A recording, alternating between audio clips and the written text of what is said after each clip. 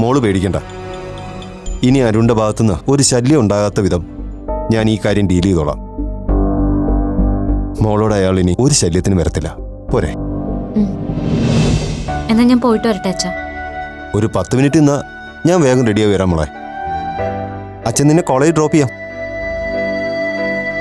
പറ്റിയ ഇന്ന് തന്നെ ഞാൻ അരുണിനെ നേരിട്ട് കണ്ട് സംസാരിക്കുകയും ചെയ്യാം. വേണ്ട അച്ഛാ, ഞാൻ തനിച്ചു പോയിക്കോളാം.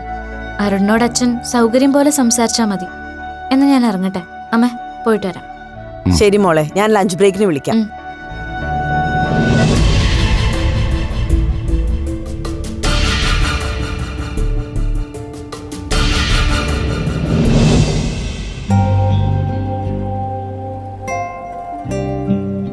ഹലോ, എന്തുപറ്റി? ആളിവിടെയൊന്നും അല്ലെന്ന് തോന്നുന്നല്ലോ. സീരിയസ് ആയിട്ട് എന്തോ ആലോചനയിലാണല്ലോ. ഞാൻ അപ്പുവിന്റെ കാര്യം ആലോചിക്കായിരുന്നു. എത്ര പെട്ടെന്നാ അവൾ ഓരോ തീരുമാനങ്ങൾ എടുക്കുന്നത്. അത് ഞാനും ആലോചിക്കാതിരുന്നില്ല. പക്ഷേ തീരുമാനങ്ങൾ എടുക്കുന്നത് പോലെ എളുപ്പമല്ലല്ലോ അത് പ്രാവർത്തികമാക്കാൻ. അതൊക്കെ വിചാരിക്കുന്ന വേഗത്തിൽ നടപ്പിലാക്കാൻ തന്റെ ഫ്രണ്ടിന് ഒരുപാട് സ്ട്രഗിൾ ചെയ്യേണ്ടി വരും. അത് ശരിയാ. VP അങ്കിളുടെ അറിവോടെയും സമ്മതത്തോടെയും ആ സർജറി ഒരിക്കലും നടക്കില്ല. ആ സ്റ്റേജൊക്കെ അപ്പൊ എങ്ങനെ ഫേസ് ചെയ്യുന്ന ആലോചിക്കുമ്പോ എനിക്ക് തന്നെ ടെൻഷൻ ആവുന്നുണ്ട്. വിജയങ്ങൾ അറിയാതെ സർജറി നടത്താനാണെന്ന് തോന്നുന്നു അപൂർവയുടെ പ്ലാൻ. പക്ഷേ അതൊട്ടും പ്രാക്ടിക്കൽ അല്ലെന്നാണ് ഡോക്ടർ അരവിന്ദ് എന്നോട് പറഞ്ഞത്. കഴിവതും ആ കുട്ടിയുടെ പാരൻസിന്റെ സമ്മതത്തോടെ സർജറി നടത്താൻ എന്തെങ്കിലും സ്കോപ്പ് ഉണ്ടെങ്കിൽ അതാ നല്ലതെന്ന് പറയുകയും ചെയ്തു. ഗീതാന്റെ ഒരു പക്ഷെ സമ്മതിച്ചേക്കും. പക്ഷെ അങ്കിളുടെ ഭാഗത്തുനിന്ന് ഒരു സഹകരണം ഉണ്ടാവില്ല. ആ, അത് ഞാൻ പറഞ്ഞില്ലല്ലോ. കഴിഞ്ഞ തവണ അപ്പോ ആന്റിയും കൂട്ടിയാ ഡോക്ടറെ കാണാൻ ചെന്നത്. നേരാണോ? ഡോക്ടറോട് ഇതാര് പറഞ്ഞു? ഡോക്ടറെ കണ്ട ശേഷം അപ്പോ എന്നെ വിളിച്ചിരുന്നു.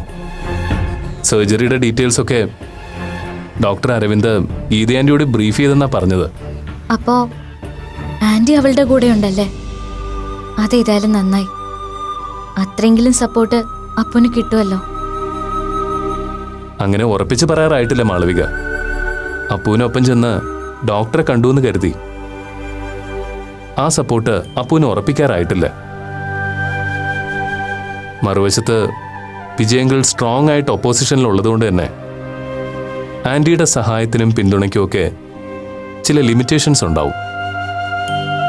അല്ലെങ്കിൽ എന്തും വരട്ടെ എന്ന് കരുതി ഞാൻ അപ്പുവിന്റെ പക്ഷത്താണ് എന്നൊരു ശക്തമായ നിലപാട് ആന്റി എടുക്കണം. പക്ഷേ ഇപ്പോഴത്തെ സാഹചര്യത്തിൽ ഒരിക്കലും അവരതിന് തയ്യാറാവുമെന്ന് എനിക്ക് തോന്നുന്നില്ല. അതിന് ആ പാവത്തിനെ കുറ്റം പറഞ്ഞിട്ടും കാര്യമില്ല. അല്ലെങ്കിൽ തന്നെ വിജയങ്ങളുടെ കാര്യത്തിൽ ആന്റിക്ക് നല്ല ടെൻഷനുണ്ട്. അതുകൊണ്ടാണല്ലോ അപ്പൂനിപ്പോ പ്രശ്നങ്ങളൊന്നും ഇല്ലെന്നും പറഞ്ഞ് വിശ്വസിപ്പിച്ചു വെച്ചിരിക്കുന്നത്. ഹാർട്ട് പേഷ്യൻ്റായ ഒരാളോട് അതൊന്നും സത്യമല്ലെന്ന് വെട്ടി തുറന്ന് പറയാനും പറ്റില്ല. ശരിക്കും ചെകുത്താനും കടലിനും ഇടയിൽ പെട്ടതുപോലെയാ ആ പാവത്തിന്റെ അവസ്ഥ. ശരിയാ. ആരുടെ ഒരു സപ്പോർട്ടും ഇല്ലാതെ പാവം വല്ലാതെ വിഷമിക്കുന്നുണ്ടാവും. ഡോക്ടർ, ഇത്ര ധൃതി പിടിച്ച് ഈ സർജറിക്ക് ഒരുങ്ങണ്ടാന്ന് ഡോക്ടർ അപ്പുവിനോടൊന്ന് പറഞ്ഞൂടായിരുന്നോ? ഡോക്ടർ പറഞ്ഞ ചിലപ്പോൾ അവളത് കേൾക്കാൻ തയ്യാറായിരിക്കും. ഞാനതിന് ശ്രമിച്ചില്ലെന്നാണോ താൻ വിചാരിച്ചിരിക്കുന്നത്? ഞാൻ മാക്സിമം പറഞ്ഞു നോക്കി. പക്ഷേ ആ കുട്ടി ആകെ ഒരു വാശിയില്ല. അതിന് കാരണം വിജയങ്ങൾ തന്നെയാ. എന്തു വന്നാലും ഉടനെ അപ്പുവിന്റെ കല്യാണം നടത്താനുള്ള തയ്യാറെടുപ്പിലെ ആള്. അതിൽ നിന്ന് രക്ഷപ്പെടാൻ അപ്പുവിന്റെ മുന്നിൽ ഈ ഒരു മാർഗമേ ഉള്ളൂ. എല്ലാം കൂടി കേട്ടിട്ട് എന്റെ തല പെരുക്കുന്നു. ഒരു കാര്യം ഉറപ്പാ മാളവിക, ഉടനെ ആ വീട്ടിൽ ഒരു ഭൂകമ്പം നടക്കും. അതിലാരൊക്കെ സർവൈവ് ചെയ്യുമെന്ന് കണ്ടറിയണം. താൻ വിഷമിക്കണ്ട. അതിനു മുമ്പ് അതൊഴിവാക്കാൻ എന്തെങ്കിലും മാർഗമുണ്ടോന്ന് ഞാനും ഡെയ്സി ടീച്ചറും കിണഞ്ഞ് പരിശ്രമിക്കുന്നുണ്ട്. എന്തെങ്കിലും ചെയ്യാൻ പറ്റുമെങ്കിൽ അതുടനെ ചെയ്യണം ഡോക്ടർ. അപ്പോൾ ആരെ നഷ്ടപ്പെടരുത്.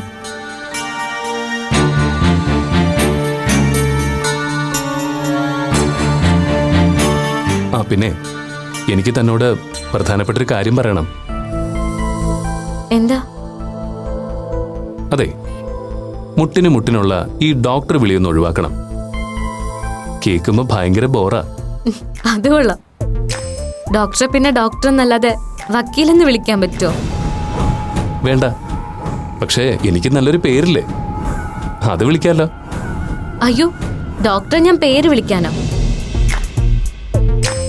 അതിനെന്താ കുഴപ്പം? ഇനി പേര് തികച്ചു വിളിക്കാൻ ബുദ്ധിമുട്ടാണെങ്കിൽ ഡെയ്സി ടീച്ചർ വിളിക്കുന്നത് പോലെ ജോയ് എന്ന് വിളിച്ചോ. ഒരുപാട് അടുപ്പമുള്ളവര് എന്നെ അങ്ങനെ വിളിക്കുന്നതാണ് എനിക്കിഷ്ടം. എന്നാൽ അത് വേണ്ട, ഞാൻ ഡോക്ടർ എന്ന് വിളിച്ചോളാം. ശരി, എപ്പോഴെങ്കിലും ഒരുപാട് അടുപ്പം തോന്നുമ്പോൾ ജോയ് എന്ന് വിളിച്ചോ, വിരോധമില്ല. നമുക്ക് പോവാം. പിന്നെന്താ, പോയേക്കാലോ. ആ, എത്രയായി? 130.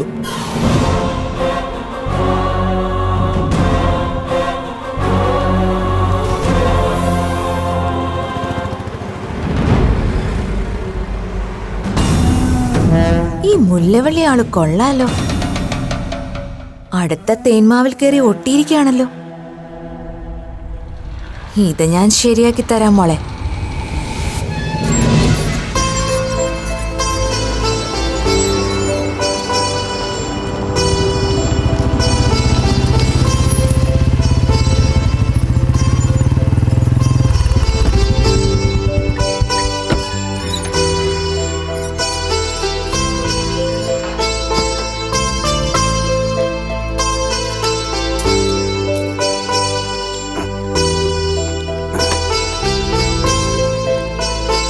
അല്ല വി പി, ഒരു സംശയം ചോദിച്ചോട്ടെ?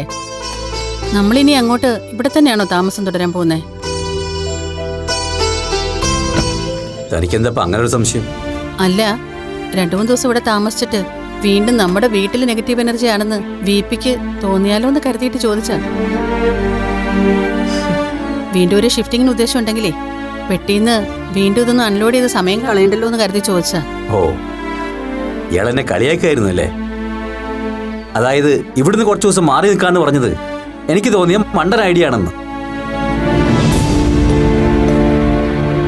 അമ്മയും മോളെ അങ്ങനെ വിശ്വസിക്കുന്നെങ്കിൽ വിശ്വസിച്ചോ. പക്ഷെ എന്റെ തീരുമാനം കൊണ്ട് ഗുണമേ ഉണ്ടായിട്ടുള്ളൂ എന്ന് വിശ്വസിക്കാനാണ് എനിക്കിഷ്ടം.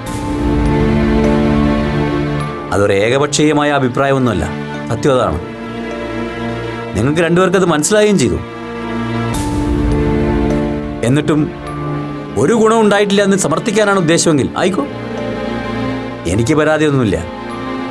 പിണങ്ങാൻ വേണ്ടി പറഞ്ഞതല്ല ഞാൻ. സത്യം പറഞ്ഞ ഇവിടുന്ന് കുറച്ചു ദിവസം ആ വീട്ടിലേക്ക് മാറിയത് കൊണ്ട് എന്താ ഗുണം ഉണ്ടായെന്ന് എനിക്കിപ്പോഴും മനസ്സിലാവുന്നില്ല. അതുകൊണ്ട് ചോദിച്ചെന്നേ ഉള്ളൂ. ഇനി ചോദിച്ച ഒരു കളിയാക്കലായി പോയിന്ന് വി പിക്ക് തോന്നിയെങ്കിൽ ഐ എം സോറി. ചോദിച്ചത് ഞാൻ തിരിച്ചെടുത്തിരിക്കുന്നു.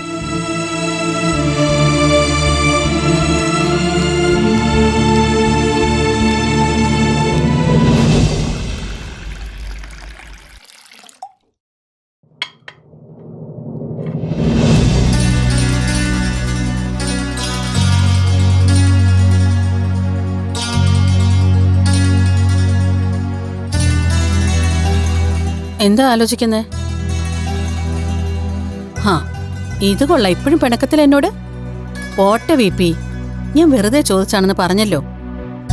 ഇനി അതിങ്ങനെ മനസ്സിൽ കൊണ്ടു നടക്കുന്ന എന്തിനാ? ദാ ചായ കുടിക്ക്. നോക്ക് ഗീത, താനൊരു തമാശയ്ക്ക് വേണ്ടിയാവും അത് ചോദിച്ചത്. പക്ഷെ അപ്പുവിന്റെ മുന്നിൽ വെച്ച് ആ ചോദ്യം എനിക്കൊരു ഇൻസൾട്ടായിട്ടാണ് ഫീൽ ചെയ്തത്. കുറച്ച് ദിവസത്തേക്ക് ഇവിടെ നിന്നൊന്ന് മാറി നിൽക്കാന്ന് പറഞ്ഞത് എന്തോ മഹാപരാധമായി പോയി എന്ന മട്ടിൽ താൻ സ്ഥാപിച്ചെടുക്കാൻ ശ്രമിക്കുന്നത് കാണുമ്പോൾ അപ്പുവിനും അങ്ങനെയല്ലേ തോന്നുള്ളൂ. അവളുടെ റിയാക്ഷനും അങ്ങനെ തന്നെയായിരുന്നു. ഞാനൊരു കാര്യം തുറന്ന് പറയുന്നത് കൊണ്ട് വി പിക്ക് വിഷമം തോന്നരുത്. ഇനി ഞാൻ അങ്ങനെ ഒരു ചോദ്യം ചോദിച്ചില്ലെങ്കിലും വി പിയുടേതൊരു മണ്ടൻ തീരുമാനമായിട്ടേ അപ്പുവിന് തോന്നിയിട്ടുള്ളൂ. അത് അവിടെ വെച്ച് തന്നെ 1-2 വട്ടം അവളെ സൂചിപ്പിക്കുകയും ചെയ്തു. നോ, എന്റെ തീരുമാനം ശരിയായിരുന്നു എന്ന് തന്നെയാണ് ഇപ്പോഴും എന്റെ വിശ്വാസം. എന്തുകൊണ്ടാണ് ഞാൻ അങ്ങനെ ഉറപ്പിച്ചു പറയുന്നത് എന്നതിന്റെ കാരണം തനിക്ക് എങ്ങനെ മനസ്സിലായിട്ടുണ്ടാവുമല്ലോ. പിന്നെ എന്തിനായിരുന്നു അങ്ങനെ ഒരു പരിഹാസം, അതും അപ്പുവിൻ്റെ മുന്നിൽ വെച്ച്? സമ്മതിക്കുന്നു, ചോദിച്ചത് തെറ്റായിപ്പോയെങ്കിൽ എന്നോട് ക്ഷമിക്ക്. പക്ഷേ എനിക്കിപ്പോഴും മനസ്സിലാവാത്ത ഒരു കാര്യം ചോദിച്ചോട്ടെ. ഇവിടെ നമുക്കിടയിൽ ഇത്ര ഇഷ്യൂസ് ഉണ്ടായത് ഈ വീടിന്റെ കുഴപ്പം കൊണ്ടാണെന്ന്, അല്ലെങ്കിൽ ഇവിടുന്ന് കുറച്ചുനാൾ എങ്ങോട്ടെങ്കിലും മാറിയാൽ നമ്മുടെ പ്രശ്നങ്ങളെല്ലാം മാറുമെന്ന് എന്ത് ബേസിസിലാണ് VP സമർത്ഥിക്കാൻ ശ്രമിക്കുന്നത്? അത് ശരി, ഇപ്പോഴും താൻ തൻ്റെ സ്റ്റേറ്റ്മെന്റിൽ ഉറച്ചു നിൽക്കുകയാണല്ലേ? മറിച്ച് ചിന്തിക്കാൻ എനിക്ക് പ്രത്യേകിച്ച് കാരണമൊന്നും തോന്നില്ല. ഇനി അതുകൊണ്ടാണ് അപ്പുവിന്റെ മനസ്സ് മാറിയതെന്നും നമ്മൾ പറയുന്നതൊക്കെ അനുസരിക്കാൻ അവളെ തയ്യാറായതെന്നും ആണോ VP പറഞ്ഞു വരുന്നത്? എങ്കിൽ നമ്മൾ ഇവിടുന്ന് പോകുന്നതിന് മുമ്പ് തന്നെ അപ്പു VPയുടെ ആവശ്യങ്ങളോ ആഗ്രഹങ്ങളോ ഒക്കെ സമ്മതിച്ചതായിരുന്നല്ലോ. ഓക്കെ, ഞാനത് നിഷേധിക്കുന്നില്ല. പക്ഷേ അതിനപ്പുറം ചില നല്ല കാര്യങ്ങളും കൂടി നമ്മൾ അങ്ങോട്ട് മാറിയതിനു ശേഷം ഉണ്ടായില്ലേ? അപ്പുവിൻ്റെ കാര്യം മാത്രമല്ല, താൻ പോലും കുറച്ച് റിലാക്സ്ഡ് ആയത് നമ്മൾ അങ്ങോട്ട് മാറിയതിനു ശേഷമല്ലേ? എൻ്റെ കാര്യത്തിലും അതെ. ഇവിടെ ആയിരുന്നെങ്കിൽ നമ്മൾ 3 പേരും കൂടി എൻ്റെ ബർത്ത്ഡേ ഇത്ര ഭംഗിയായി സെലിബ്രേറ്റ് ചെയ്യാമെന്ന് പോലും ഞാൻ സംശയിക്കുന്നുണ്ട്. എന്താ ചിരിച്ചു കളഞ്ഞത്?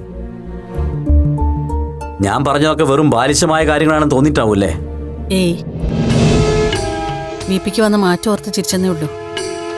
സ്വന്തം കഴിവിലും ചിന്തയിലും മൈൻഡ് സെറ്റിലും ഒക്കെ ആയിരുന്നു എനിക്കറിയാവുന്ന VPക്ക് കൂടുതൽ വിശ്വാസം. അങ്ങനെ ഒരാള് എത്ര പെട്ടെന്നാ നിമിത്തത്തിലും ലക്ഷണത്തിലും ഒക്കെ വിശ്വസിക്കുന്നത്? സത്യം പറഞ്ഞ ഇങ്ങനെ ഒരു ചേഞ്ച് ഞാൻ VPന്ന് ഒട്ടും എക്സ്പെക്ട് ചെയ്തിട്ടേ ഇല്ല. ശരിയാണ്, സ്വന്തം കഴിവിലും ആത്മവിശ്വാസത്തിലൊക്കെ അതിര് കടന്നൊരു അഹങ്കാരം എനിക്കുണ്ടായിരുന്നു. അതിനുള്ള തിരിച്ചടിയാവും ഈശ്വര ഇപ്പം ഇങ്ങനെ തന്നത്. അപ്പോൾ ഒരു പരീക്ഷയിൽ തോറ്റാൽ, ഇനി അവളുടെ ഒരു റിലേഷൻ ബ്രേക്കപ്പ് ആയാൽ, അതുപോട്ടെ ഇനി അവൾക്കൊരു അസുഖം വന്നാൽ പോലും അതെല്ലാം വളരെ ഈസിയായി മാനേജ് ചെയ്യാനും ഓവർകം ചെയ്യാനും എനിക്ക് പറ്റിയേനെ. പക്ഷേ അതുപോലെ നല്ലല്ലോ ഈ ഇഷ്യൂ. നമ്മുടെ പരിധിക്കപ്പുറമുള്ള ചില കാര്യങ്ങൾ സംഭവിക്കുമ്പോൾ ഇതുപോലുള്ള കാര്യങ്ങളിലൊക്കെ വിശ്വസിച്ചു പോവും. ഞാൻ പറഞ്ഞല്ലോ, അപ്പുവിൻ്റെ കാര്യത്തിൽ എനിക്ക് മാർഗമല്ല, എൻ്റെ ലക്ഷ്യമാണ് പ്രധാനം. അതിനുവേണ്ടി ഇതുവരെ പരിചിതമല്ലാത്ത പല കാര്യങ്ങളും ഞാൻ വിശ്വസിച്ചെന്നും പരീക്ഷിച്ചെന്നുമിരിക്കും. ജനിച്ച ജെൻഡറിൽ തന്നെ അവളുടെ ജീവിതം മുന്നോട്ട് കൊണ്ടുപോകുന്നതിനപ്പുറം ഒരു സെന്റിമെന്റ്സും ഒരു സോഫ്റ്റ് കോർണറും എനിക്ക് ആരോടും ഒന്നിനോടുമില്ല. അതിനുവേണ്ടി ഈ വീടെന്നല്ല, വേണ്ടി വന്നാൽ ഈ നാട് തന്നെ ഉപേക്ഷിച്ചു പോവാൻ ഞാൻ തയ്യാറായെന്നിരിക്കും. അത് മറക്കണ്ട.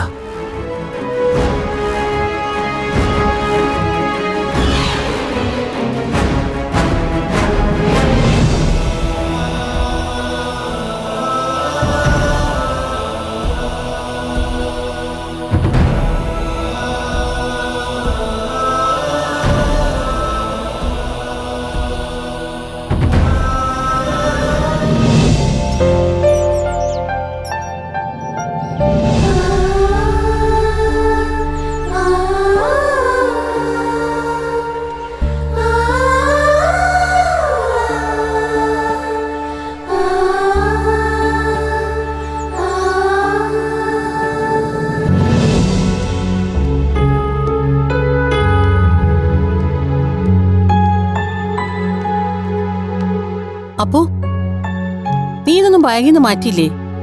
ഞാൻ സഹായിക്കണോ? വേണ്ട, ഞാൻ ചെയ്തോളാം. അമ്മ നേരത്തെ പറഞ്ഞതുപോലെ ഇനിയിപ്പോ പ്രോഗ്രാമിൽ വല്ല ചേഞ്ചും ഉണ്ടോന്ന് ഉറപ്പിച്ചിട്ടാവാന്ന് വെച്ചു. ഇനി നീയായിട്ട് അച്ഛൻ കേൾക്ക് അങ്ങനെയൊന്നും പറയാൻ നിൽക്കണ്ട. നേരത്തെ ഞാൻ അങ്ങനെ ചോദിച്ചതിന് അച്ഛന് വല്ലാതെ ഫീൽ ചെയ്തു. ഫീലിങ്സും ഇമോഷൻസും ഒക്കെ അച്ഛന് മാത്രമല്ലേ ഉള്ളൂ. ബാക്കിയുള്ളവര് അതിനനുസരിച്ച് അഡ്ജസ്റ്റ് ചെയ്യണം. അല്ലമ്മേ, എന്താ അച്ഛൻ്റെ ഉദ്ദേശം? അതേക്കുറിച്ച് അമ്മയോട് എന്തെങ്കിലും സൂചിപ്പിച്ചോ? എന്തുദ്ദേശം? അല്ല, പുതിയ സ്ഥലത്തൊന്ന് വേരുറക്കുന്നതിന് മുമ്പ് വീണ്ടും എല്ലാം കെട്ടിപ്പെറുക്കി ഇങ്ങോട്ട് തന്നെ വന്നതിന് പിന്നിൽ പ്രത്യേകിച്ച് എന്തെങ്കിലും ഒരു ഉദ്ദേശം കാണാതിരിക്കില്ലല്ലോ. അതേക്കുറിച്ചാ ചോദിച്ചത്. ഇല്ല, എന്നോട് അങ്ങനെയൊന്നും സൂചിപ്പിച്ചില്ല. അത് വെറുതെ. അമ്മയോടൊന്നും സൂചിപ്പിക്കാതിരിക്കില്ലെന്ന് എനിക്കറിയാം. അച്ഛന്റെ മനസ്സിൽ വ്യക്തമായ ചില കണക്കൂട്ടലുണ്ട്. അത് നടപ്പിലാക്കാൻ തീരുമാനിച്ചു തന്നെയാ വീണ്ടും ഇപ്പൊ ഇങ്ങോട്ട് വന്നിരിക്കുന്നത്. പക്ഷെ അതൊന്നും നടക്കാൻ പോകുന്നില്ല എന്ന് 100% ഉറപ്പാ. പറ്റുമെങ്കിൽ അമ്മ തന്നെ അത് അച്ഛനെ പറഞ്ഞ് മനസ്സിലാക്കാൻ ശ്രമിക്കണം. അല്ലെങ്കിൽ അച്ഛനോട് എനിക്കെല്ലാം വെട്ടിത്തുറന്ന് പറയേണ്ടി വരും. വീണ്ടും ഇവിടുന്ന് പോസിറ്റീവ് വൈബ് തേടി സകുടുംബം എവിടെയെങ്കിലും മാറേണ്ടിയും വരും വിപിക്ക്. ചുമ്മാതുള്ള ഈ ആവർത്തന വിരസതയെങ്കിലും ഒഴിവാക്കാമല്ലോ നമുക്ക്. അപ്പോ അച്ഛൻ അച്ഛന്റെ വഴിക്ക് തന്നെ പൊയ്ക്കോട്ടെ. അതിലിനി നീയായിട്ട് ഇടപെട്ട് പ്രശ്നങ്ങൾ കൂടുതൽ രൂക്ഷമാക്കാൻ നോക്കരുത്. സോറി, അമ്മ എന്താ പറഞ്ഞു വരുന്നതെന്ന് എനിക്ക് മനസ്സിലായില്ല. ഞാനായിട്ട് ഒന്നിലും ഇടപെടണ്ടെന്ന് വെച്ചാ അമ്മയായിട്ട് എല്ലാം അച്ഛനെ പറഞ്ഞ് ധരിപ്പിക്കാന്നോ? അതോ അച്ഛൻ എന്ത് തീരുമാനം എടുത്താലും നമ്മളത് കണ്ണും പൂട്ടി അനുസരിക്കാന്നോ? അപ്പൊ നീ വെറുതെ എഴുതാപ്പുറം വായിക്കണ്ട. ഞാൻ പറഞ്ഞതിന് അങ്ങനെ ഒരു അർത്ഥമില്ല. എങ്കി അമ്മ എന്താ ഉദ്ദേശിക്കുന്നേന്ന് വ്യക്തമായിട്ട് എനിക്കൊന്ന് പറഞ്ഞു തന്നാ മതി. അമ്മ ഇറിറ്റേറ്റ് ചെയ്യാൻ വേണ്ടിയിട്ടല്ല, എന്റെ ഒരു മനസ്സമാധാനത്തിന് വേണ്ടിയാ ഞാനിങ്ങനെ ചോദിച്ചുകൊണ്ടിരിക്കുന്നത്. സമയമാകുമ്പോ എല്ലാം ഞാൻ തന്നെ അച്ഛനോട് പറഞ്ഞ് ബോധ്യപ്പെടുത്താമെന്ന് ഞാൻ എത്ര വട്ടം നിന്നോട് പറഞ്ഞു. പിന്നെ നീ എന്തിനാ ഇങ്ങനെ ആവർത്തിച്ച് ചോദിച്ചുകൊണ്ടിരിക്കുന്നേ? നിനക്ക് നിന്റെ സമാധാനമാണ് വലുത്. വിപിക്ക് താൻ പിടിക്കുന്നതിനെ തന്നെ ജയിക്കുകയും വേണം. നിങ്ങളുടെ വാശിക്കും താല്പര്യത്തിനും ഇടയില് ഞാൻ അനുഭവിക്കുന്ന ടെൻഷനും പ്രഷറും ഒന്നും ആർക്കും അറിയണ്ടല്ലോ. മടുത്തു. ശരി, ഇനി ഞാൻ അമ്മയോട് ഒന്നും ചോദിക്കുന്നില്ല, ഒന്നും. പക്ഷേ ഒരു കാര്യം എനിക്ക് ഉറപ്പ് തരണം. അച്ഛന്റെ പിടിവാശിക്ക് മുന്നിൽ അവസാനം അമ്മയ്ക്ക് തോൽവി സമ്മതിക്കേണ്ടി വന്നൊന്നും, അതുകൊണ്ട് ഇനി അനുസരിക്കുകയല്ലാതെ മറ്റു വഴിയില്ലെന്നൊക്കെ പറഞ്ഞ് എന്നെ കൈ ഒഴിയില്ലെന്ന്. അതിന് പറ്റുമോ അമ്മയ്ക്ക്? ആ ഉറപ്പ് എനിക്ക് തന്നാ ദാ ഇനി മുതൽ എന്റെ ഭാഗത്തുനിന്ന് ഒരു ശല്യവും അമ്മയ്ക്കുണ്ടാവില്ല. ഈ സൈലൻസ് ഞാനൊരു സമ്മതമായിട്ട് എടുക്കുകയാണ്. അപ്പോ ഇനി എന്താ നിന്റെ ഭാവി പരിപാടി? എനിക്കറിയില്ല അമ്മ. എന്റെ മനസ്സ് വല്ലാതെ ബ്ലാങ്ക് ആണ്. എങ്കിലും അമ്മ ഒരു കാര്യം പറയട്ടെ. ഇവിടെ തന്നെ ഇങ്ങനെ ചടഞ്ഞുകൂടി ഓരോന്ന് ആലോചിച്ച് മനസ്സ് വിഷമിപ്പിക്കാതെ നിനക്ക് നാളെ മുതൽ കോളേജിൽ പോയിക്കൂടെ? പുറത്ത് വെറുതെ ചുറ്റിത്തിരിഞ്ഞ് നേരം കളയാനും ഫുഡ് ഡെലിവറിക്ക് പോകാനും ഒന്നും നിന്നെ ഞാൻ ഇനി വിടില്ല. മുടങ്ങാതെ കോളേജിൽ പോവാന്ന് നീ ഉറപ്പ് തന്നാൽ അച്ഛനോട് ഞാൻ സംസാരിക്കാം. വേണ്ടമ്മ, അത് ശരിയാവില്ല. എന്തുകൊണ്ട് ശരിയാവില്ല? നോക്കപ്പോ നീ അച്ഛന് കൊടുത്ത പ്രോമിസ് ഓർമ്മയുണ്ടല്ലോ. ഇപ്പൊ തന്നെ ഈ അക്കാഡമിക് ഇയറിൽ എത്ര ദിവസം നിനക്ക് നഷ്ടപ്പെട്ടു. പിന്നെ എങ്ങനെ നിന്റെ സ്റ്റഡീസ് നീ മാനേജ് ചെയ്യും? അത് മാത്രമല്ല, നീ പഠിത്തത്തിൽ കോൺസെൻട്രേറ്റ് ചെയ്ത് മുന്നോട്ട് പോവുകയാണെങ്കിൽ ഉടനെ ഒരു പ്രൊപ്പോസലിന്റെ കാര്യമൊന്നും അച്ഛൻ നിർബന്ധം പിടിക്കില്ല. അഥവാ പറഞ്ഞാലും ഈ കാര്യം പറഞ്ഞു തന്നെ ഒഴിഞ്ഞു മാറാനോ നീട്ടിവെക്കാനോ നമുക്കൊരു സ്പേസ് കിട്ടുകയും ചെയ്യും. അങ്ങനെ എല്ലാ വശവും ആലോചിച്ച് നോക്കിയിട്ടാ കോളേജിൽ പോയി തുടങ്ങുന്ന കാര്യം നല്ലതാണെന്ന് ഞാൻ പറഞ്ഞത്. എന്താ അപ്പോ മാളുവിനെ ഫേസ് ചെയ്യുന്ന കാര്യം ഓർത്തിട്ടാണോ നീ മടിക്കുന്നത്? മാളു എനിക്കൊരു വിഷയമേ അല്ല അമ്മ. എന്നെ അലട്ടുന്നത് മറ്റു പല കാര്യങ്ങളോ. എന്താ നിന്റെ പ്രോബ്ലം? അത് പറ. പഴയ അപൂർവയായി ആ ക്യാമ്പസിൽ എനിക്കിനി കണ്ടിന്യൂ ചെയ്യാൻ പറ്റില്ല. ക്ലാസ്സിൽ സെപ്പറേറ്റ് ബ്ലോക്ക് അനുവദിച്ചത് എന്റെ സൗകര്യം നോക്കിയല്ലെന്ന് പ്രിൻസിപ്പൽ എന്നോട് വ്യക്തമാക്കിയതാ. പക്ഷെ അതുകൊണ്ട് മാത്രമായില്ലല്ലോ. എന്റെ പല ആവശ്യങ്ങളും അവരെ നിഷേധിക്കും. എങ്ങനെയെങ്കിലും എന്നെ അവിടുന്ന് പുറത്താക്കുക എല്ലാവരുടെയും ലക്ഷ്യം. അങ്ങനെ എല്ലാവരെയും ശത്രുപക്ഷത്ത് നിർത്തി എനിക്ക് എങ്ങനെ എന്റെ പഠിത്തമായിട്ട് മുന്നോട്ട് പോകാൻ കഴിയും?